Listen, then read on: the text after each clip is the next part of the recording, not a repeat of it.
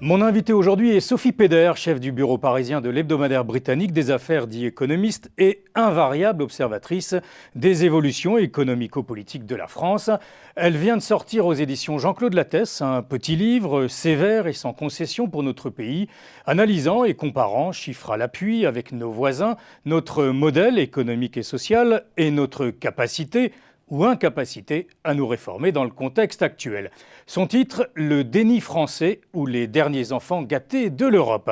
Sophie Peder, bonjour. Bonjour Arnaud. Merci d'être notre invitée sur Xerfi Canal. Le déni français qui rappelle fortement la une de The Economist avant le premier tour des élections présidentielles, où vous dénonciez une campagne frivole et un véritable déni de réalité de la part de nos politiques face à la réalité qui attendrait les Français. 6 mois après, est-ce que les choses ont changé ? Est-ce qu'on est toujours dans le déni en France ? Je pense qu'on assiste à un retour sur Terre très brutal parce que justement tous ces sujets qui sont actuellement sur la table, question de compétitivité, absence de croissance, fermeture d'usines, dépenses publiques, tous ces sujets sont là alors qu'ils n'ont pas été au cœur du débat lors de la campagne. Et ça, en ce moment-là, c'était le critique qu'on avait à l'égard de la campagne électorale en France. C'est que les vrais sujets qu'on savait allait être le cœur du débat à la rentrée, n'était pas le cœur de la campagne. Donc je pense que le déni existe toujours dans la mesure où je n'ai pas l'impression que le gouvernement actuel a vraiment pris conscience de l'ampleur de la tâche. Le taureau par les cornes. Oui, parce que quand on regarde par exemple le budget, tout est orienté vers l'augmentation d'impôts qui va freiner encore la croissance en France l'année prochaine. On voit les entreprises qui ont déjà des marges très très minces en France, plus bas depuis 25 ans les marges des entreprises françaises, à part le CAC 40. Et ces entreprises-là vont être encore plus mises à l'effort. Donc on est, je pense, toujours dans le déni de la gravité de la chose et de l'enjeu. Alors, je l'ai dit, un petit livre dense, sévère, sans concession, 7 têtes de chapitre. Et alors, ce qui est assez amusant, c'est qu'en tête de chapitre, vous mettez en quelque sorte les clichés qui seraient colportés à l'égard de la France qui serait un bon modèle, c'est ce que croient les Français. On demande déjà des sacrifices aux Français. Les dépenses publiques élevées de la France sont un choix semblable à celui de beaucoup d'autres pays. Le système français est efficace, il garantit un niveau de vie plus élevé qu'ailleurs, etc., etc. Et vous vous insurgez, vous dites non, tout ça n'est plus forcément vrai. Les Français sont donc bien dans un déni de réalité. Si c'est un regard critique, d'abord, ça je l'assume, mais je le voulais constructif en même temps. Donc ce que j'ai essayé de faire avec chaque chapitre, c'est de regarder chaque sujet avec un regard un peu étranger et d'apporter des leçons d'autres pays, pas de la Grande-Bretagne et certainement pas des États-Unis, parce que je sais très bien que les Français ne sont pas... Oui, ce serait plutôt un repoussoir. Ils écoutent plus, donc très bien. Mais beaucoup plus important, si vous voulez vraiment être constructif et contribuer, faire une petite contribution au débat en France, c'est de regarder dans les pays qui sont beaucoup plus semblables à la France. Et donc, j'ai regardé notamment la Suède, l'Allemagne et puis un peu le Canada. Ça, c'est des pays qui partagent les mêmes valeurs et qui ont été confrontés par une crise, pas exactement la même, parce que la crise en Suède dans les années 90, c'était une crise qui commençait avec le secteur bancaire. Mais on peut voir dans les réponses suédoises à la crise des leçons et des petites des moyens de sortir de la crise qui peuvent être intéressants pour la France. Donc je voulais ça pragmatique, une réponse, c'est pas une critique du système pour le plaisir ou pour faire le polémique, mais vraiment pour essayer de voir qu'en fait les autres et est-ce que la France ne pourrait pas tirer des leçons des autres pays. Alors, premier élément, première position dans vos livres, à travers le premier chapitre, vous dénoncez donc la dépense publique qui, contrairement aux autres pays, effectivement, continue de croître à un rythme tout à fait inquiétant. Hein. Oui, vous savez que les dépenses publiques, ça représente 56% du PIB en France et c'est le plus élevé en Europe, parmi les plus élevés en Europe, et c'est certainement plus élevé que le pays que je viens de citer, la Suède. Et c'est étonnant parce que la Suède, c'est quand même connu pour étant un pays qui a un niveau de services publics très élevé, des impôts élevés également, mais qui dépense moins, le secteur public pèse moins dans l'économie qu'en France. Donc je pense que là, ce premier chapitre, l'objectif, c'est de voir que d'abord, la France est une exception, mais que deuxièmement, la France, ou le contribuable, parce que c'est quoi les dépenses publiques? C'est le contribuable et qui le paye. crédit, et le crédit. Et le crédit. Est-ce que le contribuable a pour son argent, c'est-à-dire est-ce que cette dépense qui est très élevée est efficace? Et c'est ça que j'ai essayé de développer en regardant des services publics, parce que dans certains services publics, c'est vrai que ça marche très bien pour la France, c'est un atout. Je pense notamment à la politique familiale. Regardez, par exemple, le système de crèche que vous avez en France, c'est extraordinaire. L'Allemagne n'a pas ça, la Grande-Bretagne n'a certainement pas ça. Et ça permet aux femmes de retourner au travail après la naissance d'un enfant beaucoup plus facilement qu'en Allemagne, par exemple. Et vous avez un résultat, c'est le taux de natalité en France. Mais dans d'autres services publics où vous avez une dépense très élevée, vous n'avez pas le résultat. Alors, ce qui est intéressant dans votre livre, c'est que vous êtes absolument ébahi, vous dites, mais comment peuvent-ils marcher par la richesse des prestations sociales qui sont effectivement quasiment sans équivalent hein, dans le monde aujourd'hui. Vous allez comme exemple, jusqu'à nous parler de la richesse des menus des gamins en crèche de 2 ans, et c'est effectivement totalement inenvisageable en Grande-Bretagne, sans faire de pique pour la renommée de la gastronomie britannique, mais c'est vrai que vous êtes tout à fait étonné par cette palette, et là vous nous parliez des prestations familiales, vous nous dites qu'elles sont très, très riches en France, sans quasiment de conditions de ressources, et que bref, on est quand même extraordinairement irrigué par toutes ces prestations. Ouais. Non seulement les prestations familiales, regardez les allocations de chômage. Un cadre qui a bien gagné sa vie en France peut toucher jusqu'à 6 000 € par mois. C'est extraordinaire. Oui, au Danemark, c'est 2 000. Ouais. Le Danemark, c'est 2 000. Et pourtant, on parle en France du Danemark comme un modèle potentiel pour la France de flexicurité. 6 000 € par mois, c'est 2 000 plus que le 4 000, à partir duquel on est riche, d'après François Hollande. Donc, vous voyez, il y a des excès dans le système qui sont quand même très frappants pour l'étranger. Mais c'est non seulement dans les dépenses publiques, il ne faut pas oublier également tout ce qui a été construit sur le territoire français, dans les régions, dans les départements, les hôtels de région extraordinaires, des monuments magnifiques, mais qui ont été financés sans avoir créé la richesse pour soutenir tout ça. Alors le pire, c'est que toutes ces dépenses de publiques hein, sont essentiellement, mais ça on le sait, hein, des dépenses de fonctionnement plutôt que des dépenses d'investissement, ce qui effectivement, peut-on penser, peut nous grever à l'avenir. C'est exactement ça. Et je ne suis pas la première personne à faire ce constat. Oui, malheureusement, je me souviens de Michel Pébreau, par exemple, et d'ailleurs vous le citez à un moment dans le livre, Attali la Cour de compte fait ce constat, mais chaque année après année. Mais c'est juste, c'est une réalité. Mais je ne pense pas que les partis politiques ont vraiment pris conscience de la gravité de cette situation. On ne peut pas continuer à s'endetter juste pour payer les opérations courantes, fonctionnement de l'État, des régions, des départements, des villes, des communes. Ce n'est pas possible. À un moment, il faut créer la richesse, il faut que l'économie redémarre et que la France ne vit pas au-dessus de ses moyens. Alors, Sophie Péder, vous consacrez 2 longs chapitres, d'ailleurs très intéressants, à la problématique de la réglementation du marché du travail, qui les Français sont fiers, qu'elle les protège en quelque sorte, mais pour vous, il y a erreur, elle ne protège pas tout le monde, il y a ceux qui sont du bon côté de la barrière et pas les autres, et l'écart est grandissant, estimez-vous. Et puis, vous pensez qu'il faut alléger la réglementation du marché du travail et que ce ne serait pas non plus un cadeau fait aux entreprises, autre idée reçue que vous dénoncez dans le livre. C'est assez curieux parce que la France considère que l'égalité, c'est une des devises de la République, c'est l'âme de la France, dit François Hollande. Mais pour moi, une des plus grandes injustices, c'est le niveau de chômage en France, qui ne baisse pas, même en période de croissance, qui ne baisse pas au-dessus de 7%. Et c'est ça qui est le drame avec le marché du travail en France.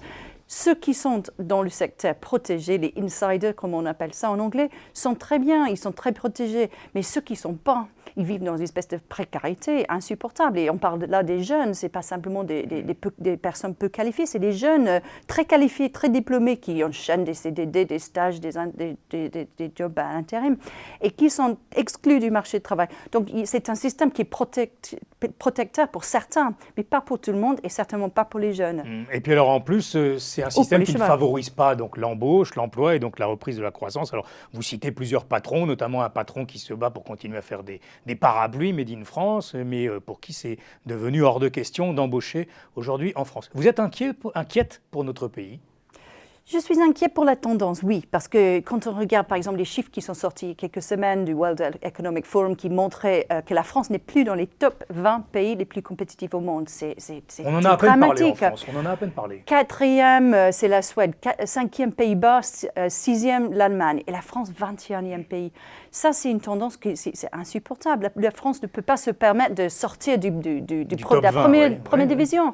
Oui. Et donc, je pense que c'est ça l'enjeu actuel. C'est que si les dirigeants politiques actuels ne prennent pas les mesures qu'il faut maintenant, dans 5 ans, ça sera trop tard. La France sera 9e, dans 2020. Nous serons 25e ou 30e alors. Oui, exactement. Mais j'ai envie de vous titiller un peu et de me faire l'avocat du diable. Il y a quelques années, The Economist titrait en une sur finalement ce modèle français qui ne marchait pas si mal. Et effectivement, pour abonder dans ce sens-là, on peut dire que nous, on s'en sort pas si mal. Nous empruntons à des taux d'intérêt négatifs, preuve que les gens préfèrent placer leur argent à perte plutôt qu'elle soit dans l'œil du cyclone éventuellement. Alors, en ce qui concerne le modèle pendant la crise financière, c'est vrai que pendant cette crise, la France, grâce à son système social, a été protégée de la crise. Mais car vous avez lu l'article, vous allez vous souvenir qu'on avait également dit que le problème c'est que quand la croissance revient, la France ne sera pas le premier à sortir et la croissance va être très très molle. Et ça c'est un problème. C'est un système qui protège en période de crise, mais qui freine en période de croissance. Et pour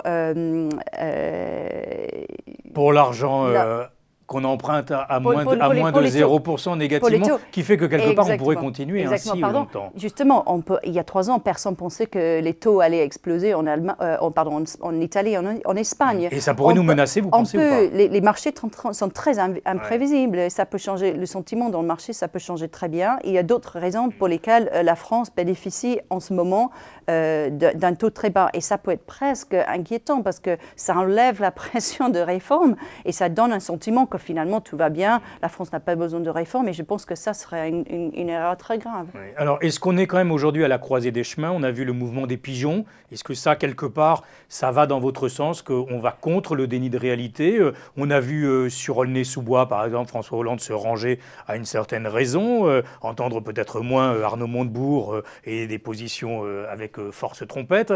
Alors, est-ce qu'on est aujourd'hui quand même un peu moins dans le déni, qu'on commence à sentir une inflexion? C'est très intéressant ce mouvement des pigeons, parce que justement le déni, c'était le fait que le gouvernement avait ce plan d'augmenter la taxation de la cession des plus-values tellement à un point que ça allait complètement tuer ce monde des entrepreneurs. Je suis vraiment encouragée par ce mouvement parce que je vois que le sujet est sur la table, c'est une voix qui est plus crédible que si ça avait été le patronat traditionnel. Parce que les entrepreneurs, c'est un mouvement du terrain, c'est les gens qui travaillent très dur, qui essaient de monter quelque chose, qui ont du talent, des idées et qu'on souhaite surtout garder en France. Beaucoup mieux de les avoir en France que de les voir partir à Londres. Donc je pense que le déni, c'est le fait qu'il fallait tout ça pour que le gouvernement comprenne finalement que ce n'est pas possible de les traiter comme ça. Avec un espèce de psychodrame finalement très français. Alors, Sophie Pedder, ce qui est intéressant dans votre livre, en conclusion, c'est que vous proposez un certain nombre de solutions. D'abord, il ne faut pas infantiliser les Français, écrivez-vous, parce que vous dites qu'ils sont assez lucides finalement, et notamment au cours de la campagne, vous avez trouvé lucide, vous citez un agriculteur par exemple dans la Nièvre qui estime qu'on ne pourra pas faire autre chose finalement que d'aller vers cette fameuse réalité. Alors, vous proposez des solutions. Moi, je les ai lus, je les ai trouvés assez tranchés. Mais enfin, est-ce que vous croyez que dans un pays comme la France, c'est possible aujourd'hui, sans que tout le monde soit dans la rue, de réformer le statut des fonctionnaires? C'est ce que vous pensez, qu'il n'y ait plus, c'est ce que vous voulez, qu'il n'y ait plus de fonctionnaires à vie, de réformer la sécurité sociale, de réformer les retraites des fonctionnaires et des régimes spéciaux, j'en passe et des meilleurs. Écoutez, si on pense que rien n'est possible, dans ce cas, il faut abandonner. Il faut arrêter de faire des débats, il faut arrêter d'écrire des livres, il faut arrêter de faire la politique. Donc, je pense qu'il ne faut pas être désespéré. Et certainement, une des raisons pour laquelle j'ai cherché des exemples ailleurs, c'est justement pour dire que c'est possible. La Suède a été confrontée à une vraie crise dans le secteur bancaire, déficit qui frôlait le 10%. Mais c'est un pays totalement consensuel, à des années-lumière de la France. Non, mais il ne faut pas dire ça, parce qu'ils ont quand même c'est un pays qui n'est pas comme il était il y a 30 ans. C'est un pays qui a, par exemple, un problème d'intégration qui est croissante. Je parle là de l'intégration de l'immigration. C'est un pays qui n'est pas aussi consensuel qu'il l'était par le passé. Donc, je ne dis pas que c'est un parfait modèle pour la France. Mais ça pourrait être un exemple à suivre. C'est un exemple. Il y a des leçons. Il y a des pays qui se trouvaient dans des situations très dures et qui sont sortis. Il n'y a pas de raison pour la France. Sinon, ça devient un prétexte pour ne rien faire. Alors, à la fin, vous parlez quand même d'un pays victimisé, résigné à l'immobilisme et au déclin progressif, donc s'il ne fait rien, sous-entendu. Et votre dernière phrase, quand même, est un avertissement qui fait réfléchir. Hein. La France doit se préparer à amortir le choc à venir, donc en se réformant, faute de quoi elle affrontera dans le chaudron d'une vraie et violente crise demain. C'est exactement l'enjeu. La France, est-ce que ce n'est pas mieux maintenant de mettre tous ces sujets sur la table et d'essayer de réformer la France plutôt que d'attendre une vraie crise comme un pays comme l'Espagne ou l'Italie actuellement qui se trouve sous contrainte. Donc eux, ils n'ont pas le choix. Ils sont obligés maintenant de faire vraiment des coupes très très dures et douloureuses dans les dépenses. La France ne peut prendre des mesures qui ne sont pas aussi dramatiques que ça pour remettre les choses sur les rails. La France n'est pas l'Italie, n'est pas l'Espagne, mais mieux faire ça maintenant comme choix volontaire que d'attendre ce choc qui viendra. Ouais. François Hollande, disiez-vous, était plutôt dangereux. Est-ce que vous avez quand même changé dans un éditorial juste avant le deuxième tour et vous appeliez à voter pour Nicolas Sarkozy, non pas pour ses mérites, écriviez-vous, mais pour écarter François Hollande. Aujourd'hui, est-ce que vous pensez quand même, et je reviens à ce que nous disions au début, qu'il y a une véritable prise de conscience, y compris donc au plus haut sommet de l'État. Là aussi, on le voit peut-être avec des accords de compétitivité qui pourraient être un vrai plus sur la flexibilité du travail en France. Juste pour être très clair, le vous là, c'était The Economist. Vous parlez d'Economist, ce n'est pas du tout un sujet de mon livre. Le journal ne signe jamais. Absolument, c'était un choix éditorial de The Economist. Mais pour ces questions de la négociation avec entre les patronats et le syndicat sur le marché du travail, ça me paraît absolument clé. Et c'est pour ça que peut-être qu'avec un gouvernement de gauche, c'est plus facile de faire des choses qu'avec un gouvernement de droite. Et je pense que ces 3 mois jusqu'à la fin de l'année sont un moment absolument crucial. Pourquoi pas avoir un peu d'espoir que ça pourrait aboutir à quelque chose d'intéressant. Mais si à la fin de l'année, il n'y a rien, il n'y a pas d'accord, ou c'est un accord qui est trop faible, alors ça sera trop tard et très dommage. Les derniers enfants gâtés, ça fait penser aux enfants terribles, hein, quelque part, bien évidemment. Alors, le déni français, est-ce que ce n'est pas, et on va conclure ainsi, est-ce que ce n'est pas un énième livre vu par un anglo-saxon, une anglo-saxonne, sur donc les travers de la France et tout ça avec malice, et on s'en délecte en quelque sorte. Il y a presque des écrivains professionnels aujourd'hui qui gagnent très bien leur vie, qui se plongent toujours sur nos petits malheurs français. Non, ce n'est pas un livre de plus. Écoutez, c'était pas mon objectif. Je vis en France depuis 9 ans, j'ai des enfants qui ont la double nationalité, donc personnellement, je me sens très concernée par ce pays. Et si je l'ai écrit, c'était pour essayer de contribuer à un débat pour changer les choses, pas pour provoquer un débat inutile. Merci Sophie Beder d'avoir été l'invitée de Xerfi Canal. Le déni français, les derniers enfants gâtés de l'Europe, à lire chez Jean-Claude Lattès. Je le disais, petit livre dense et donc sans concession sur la situation de notre pays. Merci à vous. Merci Arnaud.